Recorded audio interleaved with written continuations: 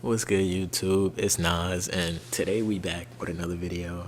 And thank y'all for 50 subscribers, road to 60 subscribers, and we just gonna keep on grinding as much as we can. So today, this video is gonna be about comparing the three most athletic guards in NBA history, and John Morant, Russell Westbrook, and Derrick Rose.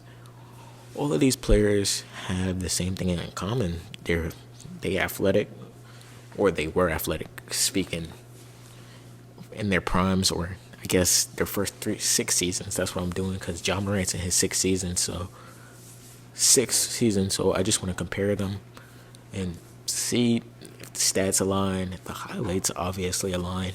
They all are fast players that get to the rim at ease, and they are shifty. They could get a crossover. They can pass the ball, obviously, and basically they're all a bucket and a flashy player.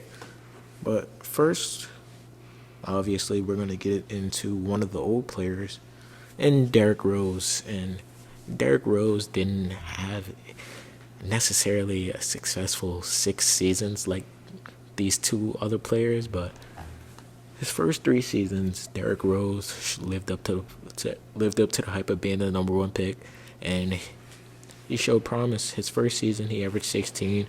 In that rookie year, if I remember right, they went against the Celtics in the playoffs, and he had a 39-point performance, which is one of the most points. I'm pretty sure he has the record for the most points in a playoff game as a rookie. Don't fact check me, I guess, or fact track me if you want to, but then he followed up an amazing rookie year with a 20-point per game All-Star. I'm pretty sure he was an All-Star this season. He's 20-6, and this Derrick Rose showed promise. And in an interview right before the season, or the season after this, basically, he said, "Why can't I be the MVP?" And then the next season, he went out there and averaged 25 points per game, 4 rebounds, and 7.7 assists. So Derrick Rose proved all the doubters wrong, and he showed that he could possibly be one of the best point guards to ever do this. But obviously, the ACL injury happened in this season, and he never really returned to what this Derrick Rose looked like. And people often compare this Derrick Rose to John Morant, and John Morant has way better stats one season. I'm pretty sure it was the 2022 season that he had better stats than Rose. But people often feel like the homage, if that makes sense, like the nostalgic feeling of D Rose, that number one jersey with the Bulls, and how well he was playing. The posterizers, the crosses, the flashy layups. He was doing everything.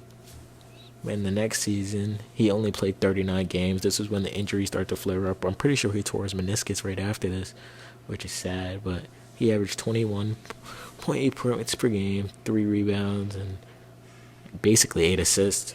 And D Rose was recovering from the ACL injury, obviously, and he never really got to the right footing, I feel like.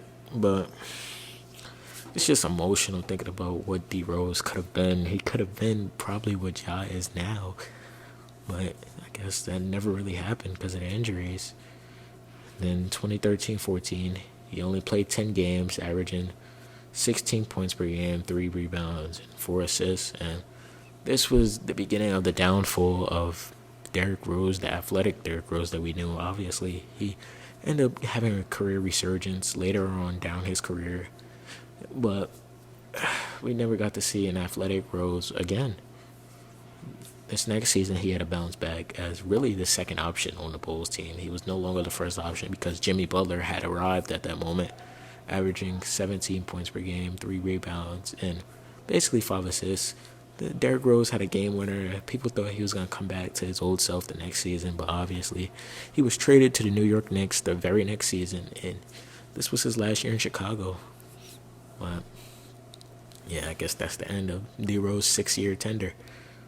Next, we're obviously going to go to, if y'all ain't know, this is my favorite player ever. LaMelo Ball is currently my favorite player, and Westbrook's my second best favorite player, but Westbrook was the player I loved growing up. But his first season, he averaged 15 points per game, 4 rebounds, and 5 assists. And I'm pretty sure this season he led the league in turnovers, if I'm not sure. But Westbrook showed athletic promise, obviously. And yeah, that's basically what I remember about him. That he could dunk on you at any moment. He was fast, but he was a turnover machine. His second seasons, when he stepped it up a little bit, he averaged 16 points per game, 4 rebounds, and 8 assists. And he was really learning how to play the point guard position because he was majority of the time he was a shooting guard. But when he got to the NBA, he became a point guard, and I'm pretty sure he led the league. He led the league, or he was close to leading the league in turnovers. But Westbrook didn't really show promise till his third season, when he averaged 22 points per game, 4 rebounds, and 8 assists again, which was the breakout season for Russell Westbrook, and they learned how good of a player he was next to Kevin Durant, and that would lead up to his next season, 2011-2012, when they made the finals. He averaged 23 points per game, 4 rebounds, and 5 assists, and he was an all-star this season, which Westbrook was considered one of the best point guards in the game. He still had a high turnover rating, yet he was still putting up numbers, he was still helping out, and he was still being a great number two to Kevin Durant. And that whole team was a great team with James Harden coming off the bench. That was his last year in Oklahoma. And you never know. Westbrook could have a ring right now if they never split up. But we're not here talk about what ifs. His third season. His next season, 2012-2013, he averaged 23 points per game, 5 rebounds, and 7 assists. And this was his second All-Star appearance. And Russell Westbrook has always been a consistent player. 82 games, 82 games, 82 games. 66 games, 82 games. And they missed the playoffs they didn't miss the playoffs. I'm sorry. They went to the playoffs. They had promise. But Patrick Beverley dove into Russell Westbrook's knee, and that was all she wrote. Westbrook was out for the beginning of the next season. He only played 46 games, which he averaged 21 points per game, 5 rebounds, and 6 assists, 7 assists basically. But Westbrook was trying to find footing, but he really didn't have it at that moment. And he followed the next season up with an All-Star appearance, because that's how good Russell Westbrook was. But those were Russell Westbrook's first six seasons in the NBA, and he showed so much promise, but the injury happened, obviously. And what we know now, Russell Westbrook obviously became the player that he was before the injury, but you never know when injuries could happen. Like, that right there wasn't a freak injury. Patrick Beverley totally dived into his knee, not like Derrick Rose's when he went up on the layup and he went down. But finally, what the video is about, Ja Morant, in his rookie season, 2019-2020, he averaged 17 points per game, 4 rebounds, and 7 assists. And Ja ended up winning Rookie of the Year this season. They only played 67 games because, quarantine and all that. But Ja was an exciting rookie as the number 2 pick. I wasn't expecting him to win Rookie of the Year when I was younger, obviously. But he ended up doing it. And he showed a lot of promise that he was a future All-Star. They were debating whether he should have been the first pick over Zion, before Zion obviously came back and he gave him a race. But Ja was really good this season, and I remember him 2020-2021 season. He averaged 19 points per game, 4 rebounds, 7 assists. This is when they were the 8th seed, I believe, and they beat Steph Curry for the play-in. That's when I really knew that Ja Morant was going to be special, and I'm pretty sure the world knew Ja was going to be special.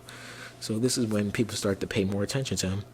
The next season was obviously his breakout season, his third season. All of these people had breakout seasons their third season. He averaged 27 points per game, 5 rebounds, and 6 assists, and he won the Most Improved Player award. And I feel like he didn't really deserve or need that award, because the way his career was projected, he was obviously going to be an All-Star. But they gave it to him anyway. He ended up giving the award to Desmond Bane. And they went to the second round of the playoffs before being eliminated by the Lakers this season. And this team was good. This team was great. Ja was playing like a superstar. They beat the Timberwolves. No, no, they didn't lose to the Lakers this season. They lost to the Warriors. I'm pretty sure. Yeah, they lost to the Warriors because Ja got hurt during the playoffs. I'm bugging. And in 2022, 2023, he averaged 26 points per game, 6 rebounds, and 8 assists. This was the season they lost to the Lakers, and Ja obviously he tried his best, but I'm pretty sure he got injured. Damn, did he get injured? I don't remember. But last season he only played 9 games because of the injury and obviously the whole situation he had. He averaged 25, 5, and 8.